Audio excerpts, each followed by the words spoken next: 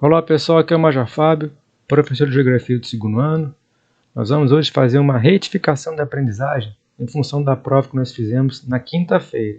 Então hoje a gente vai trabalhar em cima daqueles assuntos que foram cobrados na nossa avaliação de estudo, aqui do nosso CAUNI.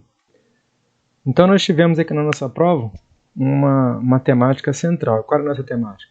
Trabalhar as dinâmicas demográficas, observando o comportamento populacional ao longo do tempo. Para fazer esse estudo, nós abordamos o quê? As teorias demográficas como base do nosso estudo.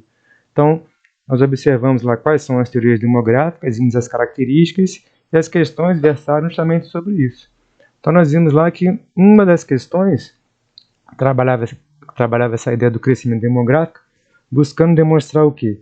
Que há uma diferença do crescimento demográfico no mundo. Ele não é igual. Quanto mais desenvolvido socioeconomicamente é o país, mais avançado ele vai se encontrar na transição demográfica. Nós vimos que os países mais pobres, principalmente os países da África, são os países que estão mais atrasados na transição demográfica. E quando eu falo aqui da África, vocês estudaram em séries anteriores, lá no 8º e no 9º ano, que existe na África chamada África Branca e a África Negra. A África Branca mais ao norte do continente e a África Negra ali na porção subsaariana. Esses países da porção subsaariana, os mais pobres da África, eles ainda estão numa fase intermediária da transição demográfica. Ainda tem um longo caminho a percorrer para alcançar a transição.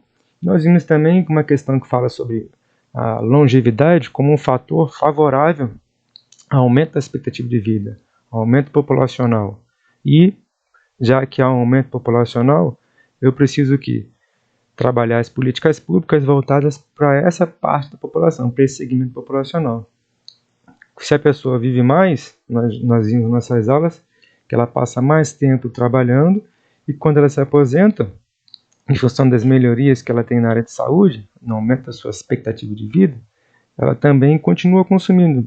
Ela está na terceira idade, mas é uma terceira idade ativa, com saúde. Tá? Nós vimos isso bastante. Então, uma das questões versava sobre essa temática. E também falava sobre a questão da fertilidade, como um elemento que é importante quando eu vou estudar aqui o comportamento demográfico. Se as minhas taxas de fertilidade elas são muito baixas, elas não promovem a reposição populacional, e isso acaba impactando no meu crescimento populacional.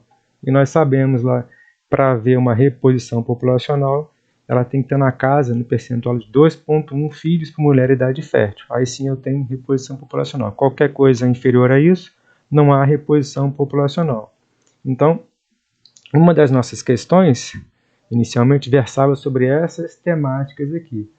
A questão do crescimento demográfico sendo desigual, a questão dos países mais pobres como países que estão numa fase ainda atrasada da transição demográfica, a questão da longevidade e também a influência que a gente tem aqui da fertilidade no comportamento demográfico. Então é bastante relevante eu estudar esse tipo de assunto, tá? Por quê?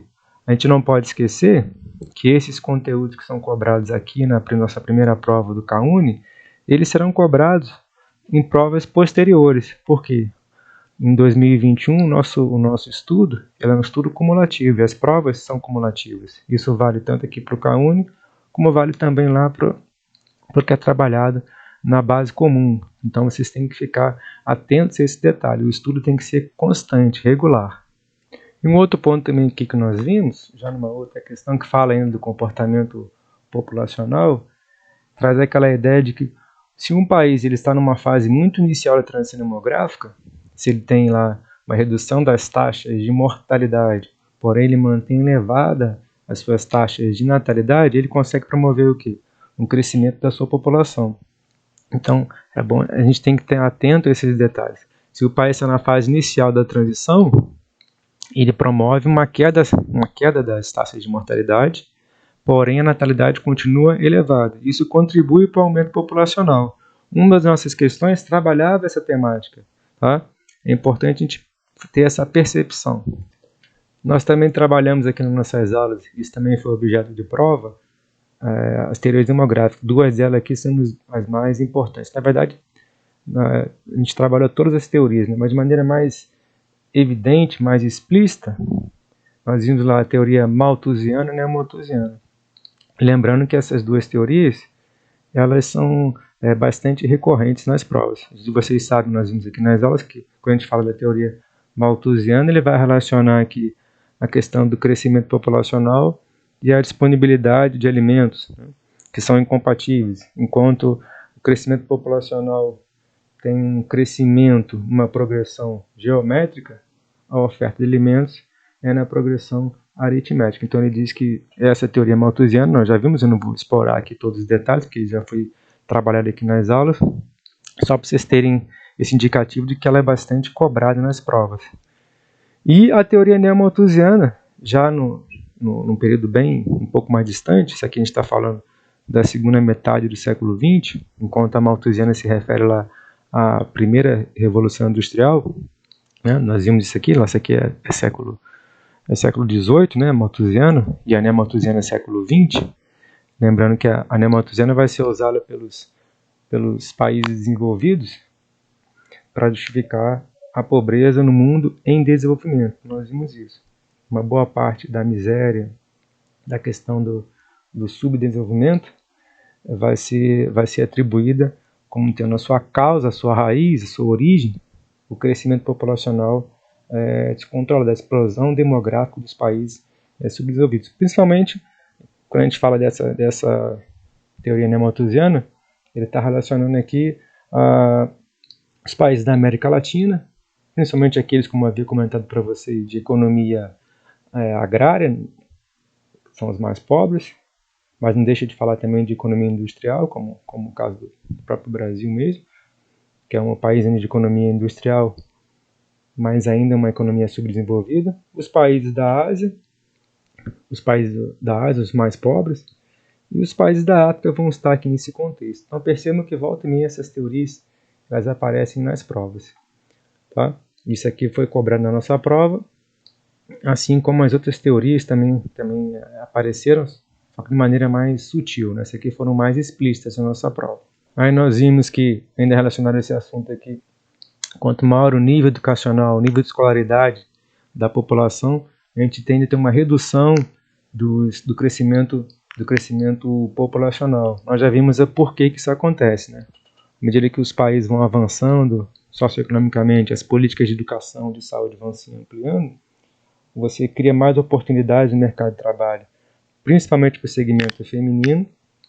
E o segmento feminino, as mulheres, elas tendem a ter mais anos de estudo, mais tempo de estudo do que os homens, acabam se dedicando mais ao estudo, e também o mercado de trabalho acaba exigindo mais tempo, mais dedicação, mais esforço, e isso impacta na decisão das famílias de terem mais filhos. Isso vem sendo observado ao longo da nossa história demográfica, desde o final ali dos anos 70, início da década de 80, isso vem sendo observado. Tá? Então, melhorias na área de educação vão influenciar na questão do crescimento populacional. Tá? Isso é uma característica que é comum a todos os países. Todos os países que passaram pela transição demográfica, todos passam pela transição demográfica, só que cada um no seu ritmo, eles observaram esse tipo de fenômeno. O Brasil não foi diferente. Então nós vimos isso também nas nossas aulas. Tá? Está relacionado aqui, não às teorias demográficas, aqui malthusianas ou neomalthusianas, mas está relacionado em si à teoria da transição demográfica que nós vimos aqui também nas nossas aulas.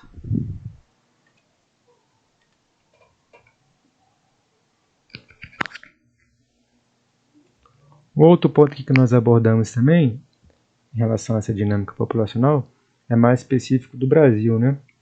Mostrando que a nossa transição demográfica, principalmente ali a partir dos anos 80, a gente observa que uma redução mais acentuada das nossas taxas de natalidade, muito em função do processo de urbanização.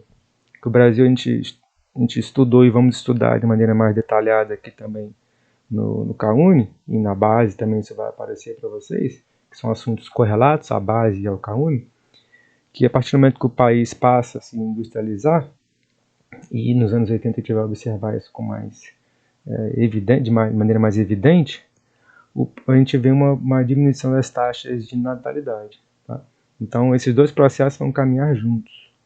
A questão da dinâmica populacional e do fenômeno da industrialização e da urbanização. Na verdade, são três processos. Né? A dinâmica populacional está relacionada à industrialização e à urbanização. Isso tudo vai ter impacto no nosso comportamento populacional. E, por consequência, esse impacto no meu comportamento populacional, eu tenho também um impacto na minha estrutura etária. Lembrando que quando a gente fala da estrutura etária, eu estou falando que é a distribuição do meu conjunto populacional por segmento, por sexo, homens e mulheres, e por faixas etárias. É que a gente trabalha das pirâmides etárias. Não se esqueçam disso. Isso tem impacto. Se eu reduzo as minhas taxas de natalidade, eu vou reduzir a base da minha pirâmide. E isso, ao longo do tempo, vai impactar a porção intermediária das pirâmides, que vocês sabem que trabalha ali a população mais jovem, trabalha ali a minha pé, e o ápice e o topo da pirâmide, que vai trabalhar ali a população idosa, aqueles que não estão mais no mercado de trabalho. Então é importante ter essa noção. Que essa dinâmica populacional, no decorrer dos anos 80 em diante, até os dias de hoje, na verdade, ela vem sendo modificada. É um processo ainda em execução, ele não está finalizado, ainda está ocorrendo. Um outro ponto também que nós vimos, nós trabalhamos aqui também nas nossas aulas, é aquela diferenciação que a gente fez aqui da nossa dinâmica demográfica em relação às doenças, né? Então nós vimos aqui que no início do século XX, nós tínhamos aqui doenças parasitárias e infecciosas como sendo aquelas mais causadoras de mortes. Já no período atual, nós percebemos o que? A nossa transição demográfica, influenciada pela nossa urbanização, pela nossa industrialização, vai promover aqui uma mudança no nosso perfil, que a gente chama lá de perfil das doenças ou perfil epidemiológico. Então agora, as doenças que mais impactam a sociedade não são mais doenças parasitárias e infecciosas, são as chamadas doenças crônicas, né? Que nós vimos aqui também nas nossas aulas, são as doenças ligadas ao estilo de vida, tá? As doenças ligadas ao sedentarismo, ao tabagismo, ao alcoolismo, aos hábitos alimentares não muito recomendáveis. Então, isso também é importante a gente observar que isso tem impacto no nosso comportamento populacional, nos nossos hábitos, eles impactam o comportamento populacional.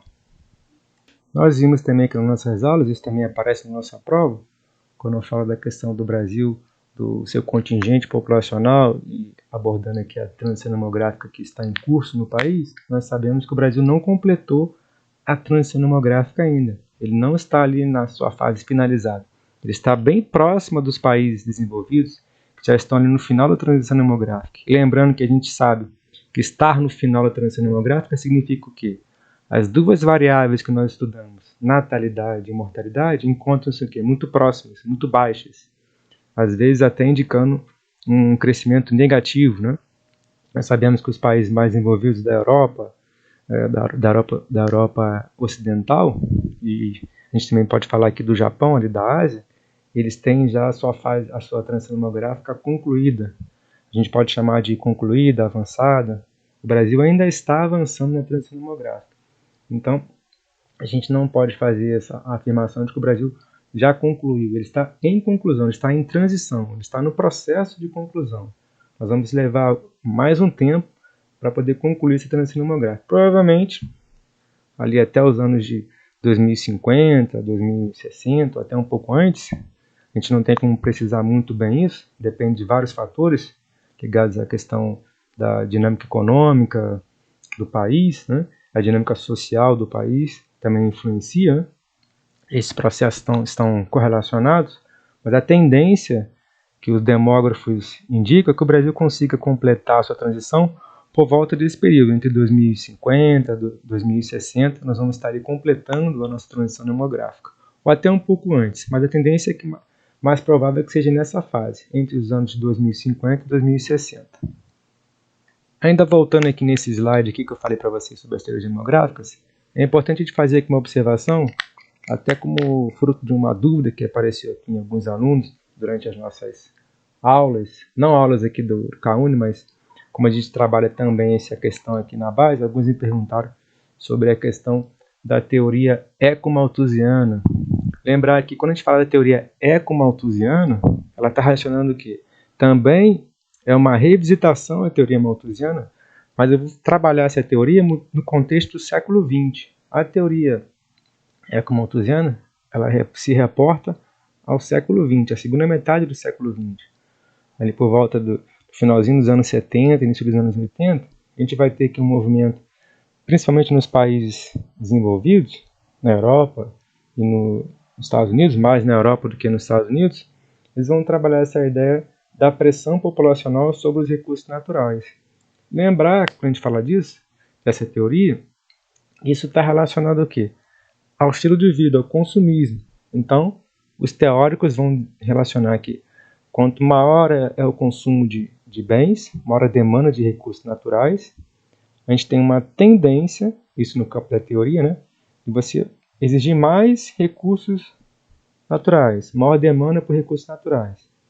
E isso vai ser visto como algo que vai trazer prejuízo para a natureza, para o meio ambiente. Então, na visão desses teóricos, né, a gente está falando aqui no campo da teoria, na visão desses teóricos, seria importante que os países estipulassem políticas públicas de controle de natalidade, visando o quê? Reduzir a demanda por recursos naturais. Então, esses teóricos, esses pensadores, vão defender essas ideias. Essas ideias que vão ser chamadas de ecomalthusianas. Por quê? Toda vez que a gente fala de malthusiana, neomalthusiana e ecomalthusiana, eles vão sempre estar associando como sendo a razão da pobreza, a razão da degradação ambiental, a questão do crescimento populacional descontrolado. Tá? Então, essas teorias, volta e meia, elas aparecem. Mas como nós já abordamos isso aqui no decorrer das nossas aulas, eu estou só fazendo falando novamente, é porque isso apareceu como uma dúvida dos alunos em relação a mais ao contexto em que isso aparece. Só reforçando que isso aparece no contexto do século XX, não é no contexto da primeira Revolução Industrial. Isso aparece no contexto aqui do século XX, da nossa terceira Revolução Industrial. Tá? É na segunda metade do século XX, é no contexto da terceira Revolução. Então, toda a teoria demográfica ela vai estar ali impregnada da contextualização econômica e social do lugar onde acontece. Então, com esse slide aqui, pessoal, a gente vai estar encerrando aqui a nossa retificação da aprendizagem. Aí vocês viram que a nossa prova foi bastante tranquila, uma prova foi bastante coerente com aquilo que nós trabalhamos em sala de aula.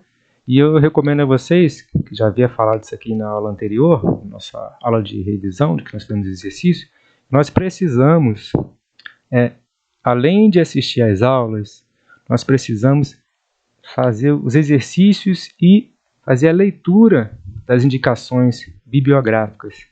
Então, estudem o capítulo 7, o capítulo 4, 5, os capítulos que falam sobre a dinâmica demográfica. Então, esses capítulos são referência para a gente.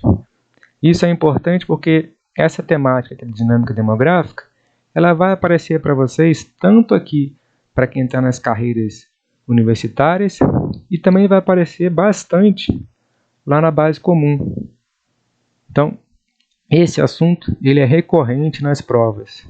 Então, sempre quando se fala de dinâmica demográfica, se trabalha o quê? Teorias demográficas. Então, é preciso, quando se faz o estudo, fazer a leitura dos capítulos. Nós temos lá o nosso livro didático, nós fizemos a indicação dessa leitura, e é importante que vocês façam isso. E não esqueça aquilo que eu falei, que a cobrança agora é cumulativa. Então, na nossa próxima prova do CAUNI, nós vamos também abordar o que foi cobrado aqui no primeiro trimestre. Então, lá no segundo trimestre, nossa próxima prova, nós trabalharemos também o conteúdo previsto aqui no primeiro. Isso vai acontecer também na base, vai acontecer também no itinerário. Por que isso está acontecendo? Para que você tenha um estudo regular, um estudo contínuo. Então, você tem que estudar todo dia. Então, ao longo da semana, você tem que se organizar para que você possa trabalhar ali e estudar todos os pontos.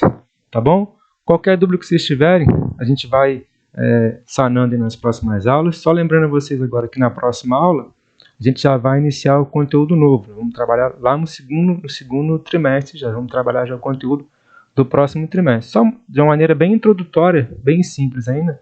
Na verdade, nós vamos apresentar para vocês, na próxima aula, aquilo que a gente vai trabalhar no próximo trimestre. Aí, nas aulas seguintes, a gente faz uma abordagem mais específica, tá bom? Agradeço a todos aí pela atenção e até a próxima aula. Obrigado.